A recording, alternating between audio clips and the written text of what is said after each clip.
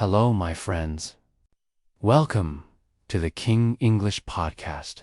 I'm Tom, and today I have something special for you. We're going to learn and practice English through a story. Don't worry, it's not a long book. It's a short and simple version made for language learners like you. The story we're going to listen to today is called Treasure Island. My friend Richard will read it slowly and clearly so you can understand every word. Here's what we will do. First, you will listen to the story told in simple English. Then, I'll explain important vocabulary from the story. And finally, you'll practice speaking with me through shadowing. You can pause, repeat, or even write down what you hear, so get ready for an adventure. This is Treasure Island, told just for English learners, a long time ago. In a quiet village by the sea, there was a small inn called the Admiral Benbow. A young boy named Jim Hawkins lived there with his parents. Their life was simple and peaceful. Not many people came to stay, and nothing exciting ever happened. But one day, everything changed. An old sailor arrived at the inn. He was tall, strong, and looked rough. There was a deep scar on his face. He didn't talk much, but he always seemed nervous. Every morning, he walked up the hill near the sea with a telescope. He would look out at the water as if he was watching for someone. He drank too much rum and sang old pirate songs that scared the guests. His name was Billy Bones. Billy told Jim to keep an eye out for a sailor with one leg. Every month, he gave Jim a silver coin to do this. Jim didn't understand why Billy was so afraid, but he could tell the sailor was hiding from someone. One day, a blind man came to the inn. His name was Pew, and he was even scarier than Billy. He handed Billy something called the black spot. It was a pirate sign of danger and death. Billy's face turned pale. A few minutes later, he collapsed and died. His heart gave out from fear after Billy's death. Jim and his mother opened the sailor's small box to find the money he owed them. Inside, they found coins from many countries, but they also found something else. It was a map, a treasure map. It showed the secret place where the famous pirate captain, Flint, had hidden his gold long ago. Jim took the map to Dr. Livesey, a kind and clever doctor, and to Squire Trelawney, a rich landowner. The three of them decided to go on a journey across the sea to find the treasure. Their great adventure was about to begin. Dr. Livesey and Squire Trelawney hired a ship called the Hispaniola. It was strong and beautiful, ready for a long voyage. They also hired a captain to lead the trip. His name was Captain Smollett. He was very strict, but also fair and honest. Jim was allowed to join as a cabin boy, and he was thrilled. He had never been on a ship before. Jim felt proud and excited to be part of the adventure. He wanted to see the world and discover new things. One of the men on the ship was named Long John Silver. He was hired as the cook. He had only one leg and walked with a wooden crutch, but he moved fast and smiled often. He was smart, funny, and full of sea stories. On his shoulder sat a green parrot that often squawked, "Pieces of 8, pieces of 8." At first, everyone liked Silver. He was friendly and helpful. But one day, Jim discovered a terrible secret. He was hiding inside a barrel on the ship when he overheard Silver talking to some of the crew. What he heard shocked him. Silver and many of the sailors were actually pirates. They had a plan to take over the ship after finding the treasure. They wanted to steal it all for themselves. Jim felt very scared, but he stayed silent and listened.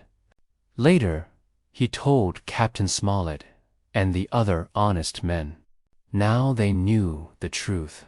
Many of the crew were dangerous. The captain and his friends began to plan carefully and prepare to defend themselves. After many days at sea, they finally arrived at Treasure Island. The island was green, wild, and quiet. There were tall trees, rocky hills, and secret caves. It looked peaceful, but Jim knew danger could be anywhere. Some of the crew went to the island right away. Jim joined them, but soon he walked off alone into the forest. While exploring, he met a strange man named Ben Gunn. Ben had once been a pirate too, but his old shipmates had abandoned him on the island 3 years earlier. He survived by eating berries and goats.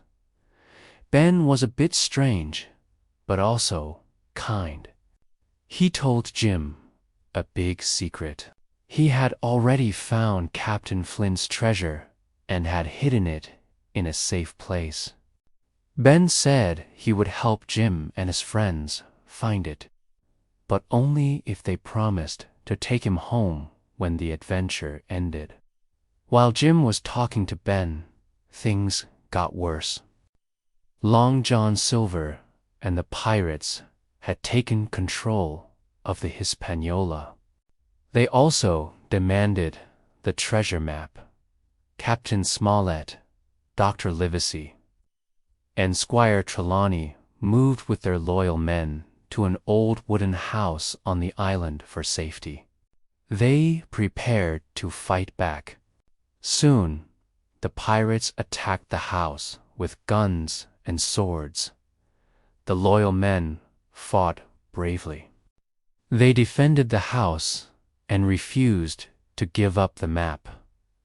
Jim wanted to help. He found a small round boat and quietly paddled back to the Hispaniola. On board, he fought a dangerous pirate and won. Then he moved the ship to a safe place, far from the pirates. Later, Jim returned to the wooden house and told his friends what he had done. They were proud of him. Together, they continued to fight. Silver tried to act friendly again. He said he wanted peace, but Jim and the others no longer trusted him. At last, the pirates used the map and went to the spot where they believed the treasure was buried. They dug for hours, but found nothing. The treasure was gone. They had been tricked. They didn't know that Ben Gunn had already taken the treasure and hidden it in a cave. Some pirates gave up and ran into the forest. Others were too weak or afraid to keep fighting. In the end, the good men won. They were tired, but safe. Now they finally knew where the real treasure was. They found gold, silver, and jewels from many parts of the world. There was so much that they had to carry it in many trips back to the ship. When they were ready to leave, only a few pirates remained. Some had died, others had escaped into the forest. Long John Silver was still with them.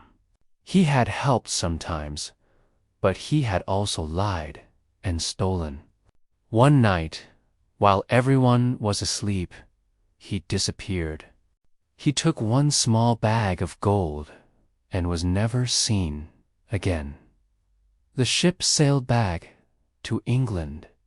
Jim and his friends were safe and rich. But Jim felt different.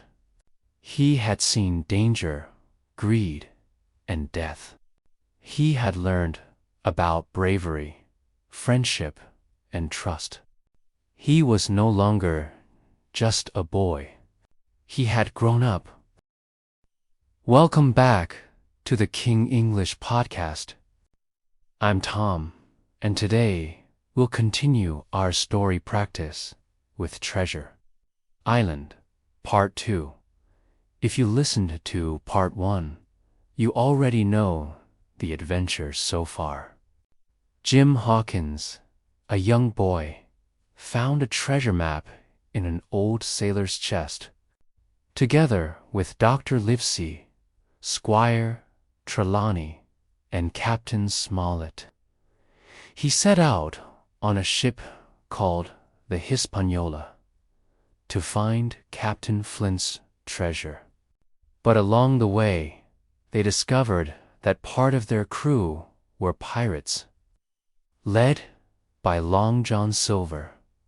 Now, let's continue the story. Listen carefully and try to shadow or repeat what you hear. The sea was calm when the Hispaniola finally reached Treasure Island. The island was large, green, and mysterious. There were tall palm trees, rocky mountains, and deep forests filled with strange sounds.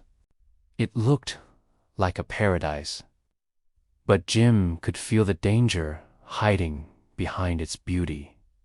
Captain Smollett ordered the ship to stop a few miles from the shore. He wanted to make sure it was safe before anyone went on land. But Long John Silver and his pirates were getting impatient. They wanted to search for the treasure right away. Captain Silver said with his friendly smile, "The men are restless. They want to stretch their legs. Let them go ashore for a while." Captain Smollett looked at him suspiciously. "Only a small group," he said firmly, "and they must come back by sunset." Silver nodded politely, but as soon as they were on the island, he and his men disappeared into the forest. Jim knew this was trouble. He decided to follow them quietly. He moved through the trees and bushes, trying not to make a sound. After a few minutes, he heard voices.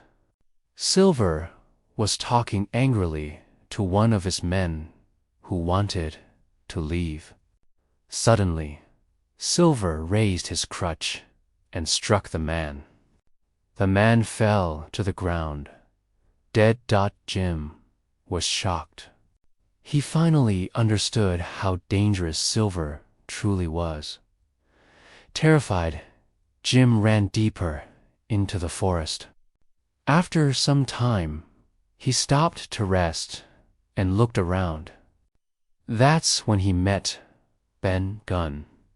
Ben was thin, sunburned, and looked half wild. His clothes were made of goatskin, and his beard was long and messy.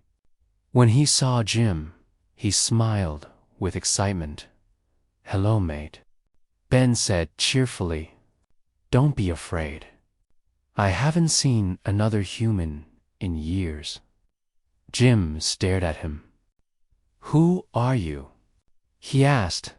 "Name's Ben Gunn," the man replied. "I used to be one of Captain Flint's crew, but they left me here 3 years ago. I've been living on berries and goats ever since." Jim felt sorry for him. "That's terrible," he said. Ben leaned closer and whispered, "I've got something to tell you. I found Flint's treasure. I found it long ago, but I can't carry it alone. If you help me, I'll share it with you. Take me off this island, and I'll make you rich." Jim couldn't believe what he was hearing. "You found the treasure already?" he asked. Ben nodded eagerly. "Aye, every last coin of it. But we must be careful. Silver and his men will kill us if they find out." Back on the ship, the situation was getting worse. The pirates had taken control of most of the crew. Captain Smollett, Dr. Livesey, and Squire Trelawney realized they couldn't stay there.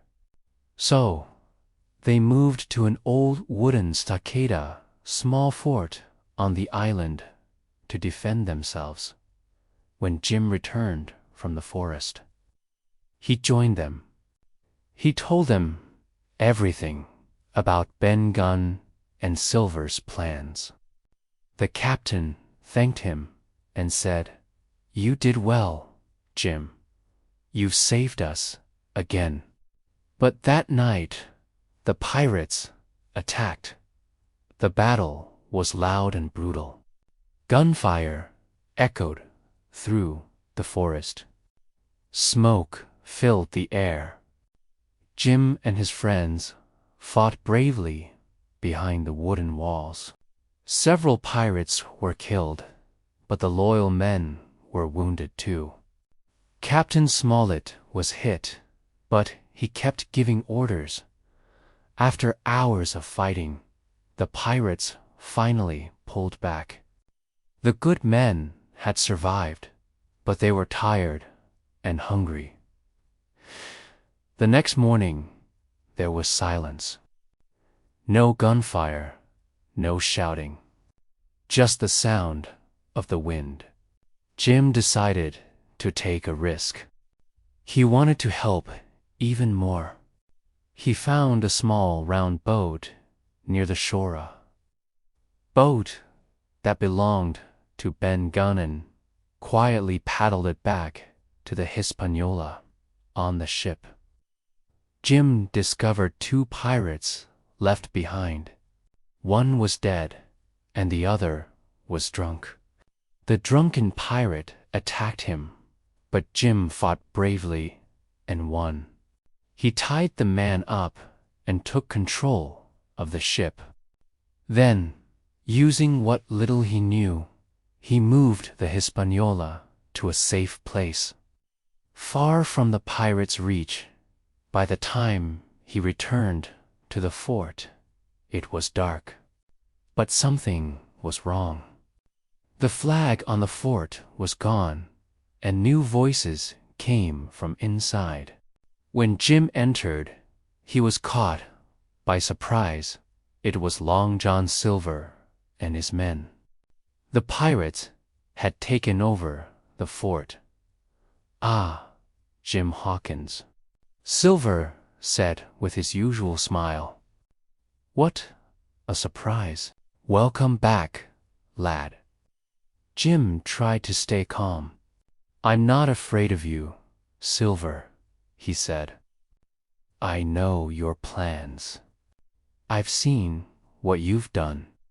Silver laughed. "Smart boy. But it's too late now. We have the fort, and soon we'll have the treasure." But something had changed in Silver. He didn't seem as dangerous as before. Maybe he admired Jim's courage. Or maybe he was just tired of fighting. That night, the pirates argued loudly. Some wanted to kill Jim right away. Others wanted to keep him alive as a hostage. But Silver stood between them. "No one touches the boy," he said firmly. "He's under my protection." Jim couldn't tell if Silver was helping him or using him. The next day, Dr. Livesey came to the fort under a white flag. He looked calm but serious. "Silver," he said, "I'm here to offer peace. We don't want more bloodshed. You can have the map, but you must promise to let us go safely." Silver smiled. "You're a clever man, Doctor. You've got yourself a deal." Dr. Livesey handed him the map and left. But what Silver didn't know was that the map was useless. The treasure was no longer where it was marked. Ben Gunn had already moved it. The pirates were too excited to notice. They cheered and celebrated, dreaming of gold and silver. "Tomorrow," Silver said, "we dig up the treasure and sail away." But Jim knew the truth. The adventure was far from over. That's where we'll pause for now. In the next part, we'll see what happens when the pirates go hunting for treasure and discover that it's gone. We'll also find out how Jim, Silver, and his friends finally escape the island. Stay tuned for part 3 of Treasure Island. Learn English with stories. Welcome back to the King English Podcast. I'm Tom, and this is part 3 of Treasure Island. Our English story practice. In the last episode, Jim Hawkins and his friends were trapped on Treasure Island. Long John Silver and the pirates had taken control of the fort and forced Jim to stay with them. The doctor made a deal. He gave Silver the treasure map in exchange for peace. But what Silver didn't know was that the real treasure had already been moved by Ben Gunn. Now, the story continues. Listen carefully, and remember, you can pause, repeat, or shadow to practice your listening and speaking.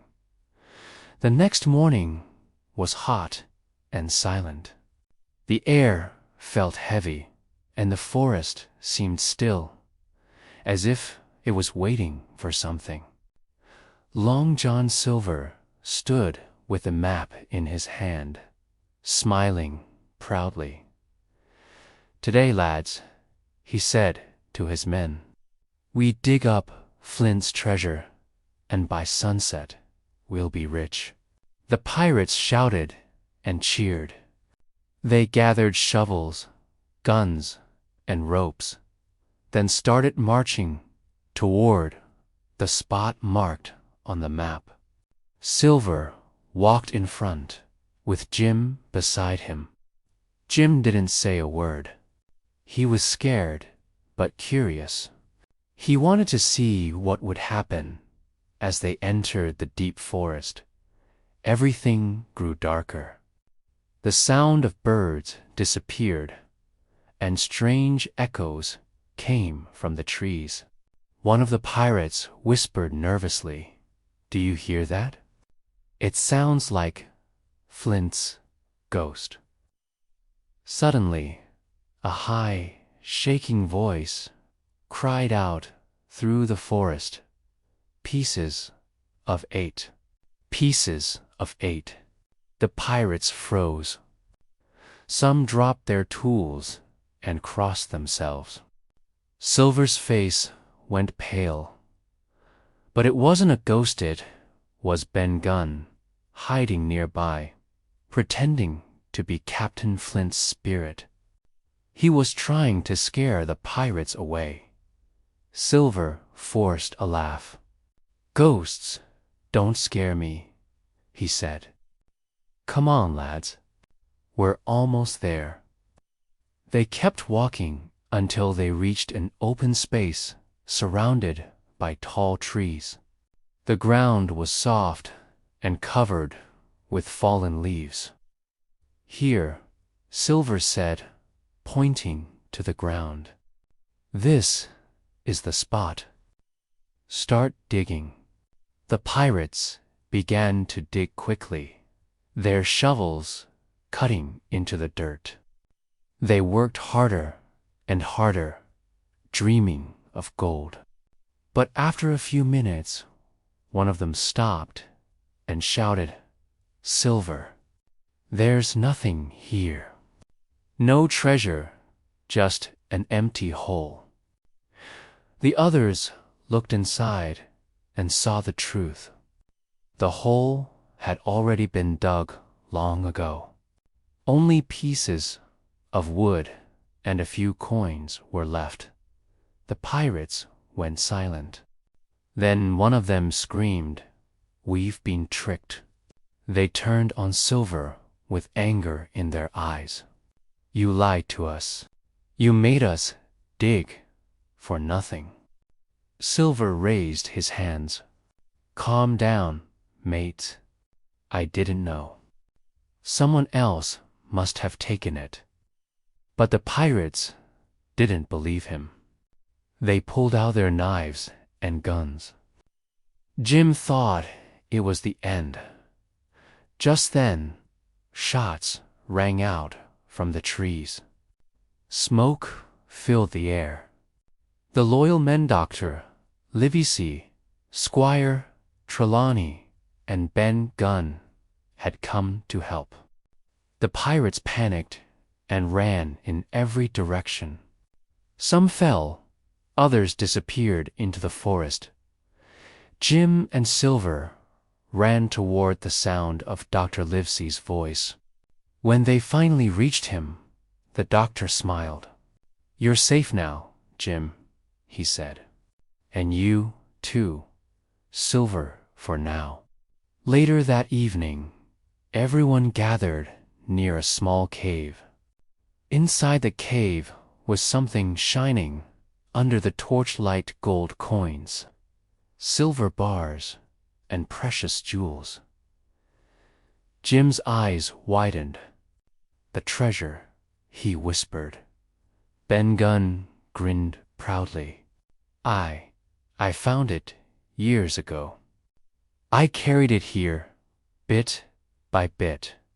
Took me months, but it's safe." Captain Smollett, who had been recovering from his wounds, nodded.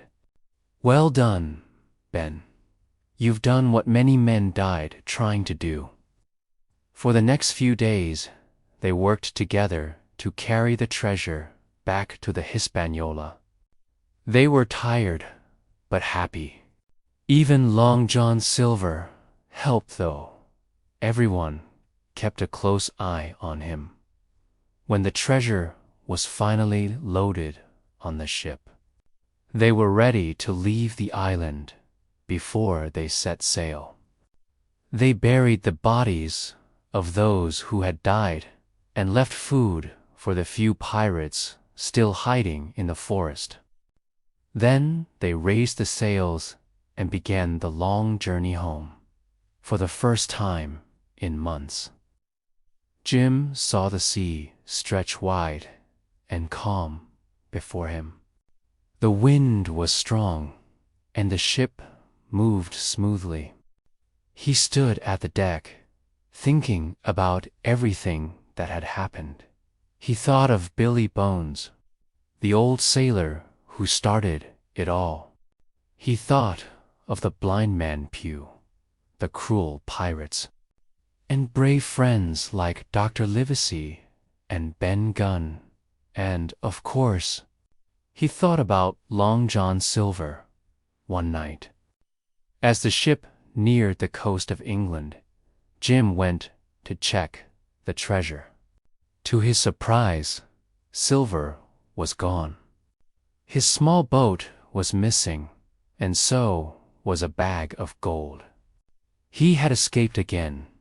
Jim didn't feel angry. He felt something else, something like respect. He's a pirate, he thought, but he kept me alive. Maybe that's enough. When the ship finally reached home, they divided the treasure fairly. Dr. Livesey used his share to help people in need. Squire Trelawney rebuilt his house.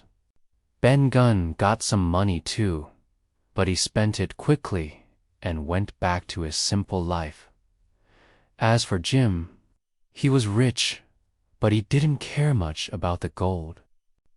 He had seen too much danger and greed to love treasure anymore. He had grown from a boy into a man, and the sea had taught him lessons he would never forget. He said quietly to himself, "It's the courage to face your fears, the friends who stand by you, and the stories that stay with you forever." And that, my friends, is the end of Treasure Island. I hope you enjoyed learning English through this classic adventure story. Remember, you can listen again to practice pronunciation, rhythm, and vocabulary. If you like stories like this, make sure to follow and subscribe to the King English Podcast. We have more stories, coming stories, that will help you learn English naturally. Think deeply and speak with confidence. See you in the next episode.